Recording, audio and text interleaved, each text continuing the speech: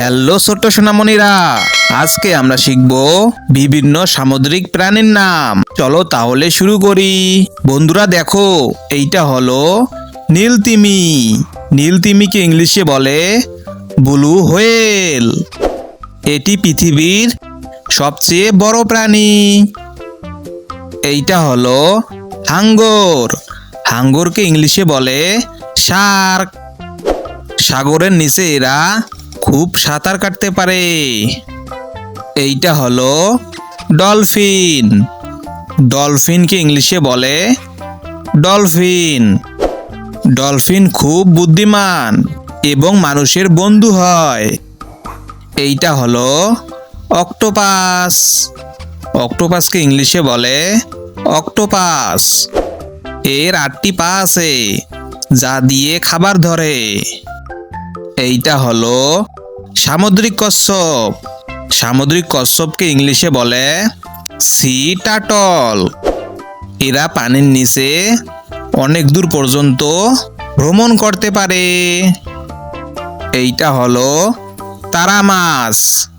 তারা মাছকে ইংলিশে বলে স্টারফিশ। এটি দেখতে তারার মতো, তাই এর নাম তারা মাছ। এইটা হলো জেলিফিশ। জেলিফিশকে ইংলিশে বলে জেলিফিশ। সাগরের নিচে এদেরকে দেখতে অনেকটা ছাতার মতো লাগে। এইটা হলো সামুদ্রিক ঘোড়া। সামুদ্রিক ঘোড়াকে ইংলিশে বলে সি হর্স। এদের মুখ দেখতে প্রায় ঘোড়ার মতো। এইটা হলো কাঁকড়া। কাঁকড়াকে ইংলিশে বলে ক্রেপ। এদের দুই পাশের হাঁটার ভঙ্গি খুব মজার। এইটা হলো গলদা চিংড়ি। গলদা চিংড়িকে ইংলিশে বলে লবস্টার। এদের শরীরে অনেকগুলো পা এবং লম্বা সুর থাকে। বন্ধুরা দেখো, এইটা হলো সিল। সিলকে ইংলিশে বলে সিল। এরা বরফ এবং ঠান্ডা পানিতে থাকতে খুব পছন্দ করে। এইটা হলো ওয়ালরাস। ওয়ালরাসকে ইংলিশে বলে ওয়ালরাস। এর মুখে মানুষের মতো দাড়ি গজায়। এইটা হলো পেঙ্গুইন। পেঙ্গুইনকে ইংলিশে বলে পেঙ্গুইন। এরা পাখি হলেও মানুষের মতো হাঁটতে পারে। এইটা হলো স্কুইড। স্কুইডকে ইংলিশে বলে স্কুইড। এদের অনেকগুলো লম্বা হাত বা টেন্টেকল থাকে।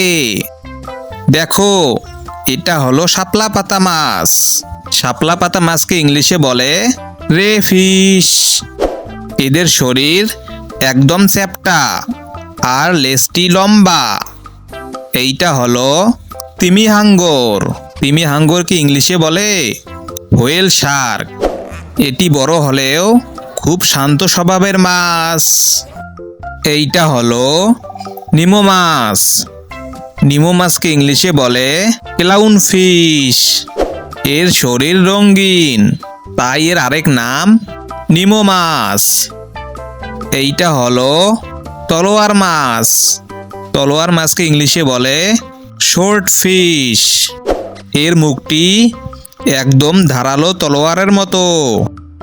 এইটা হলো বাইন মাছের মতো দেখতে।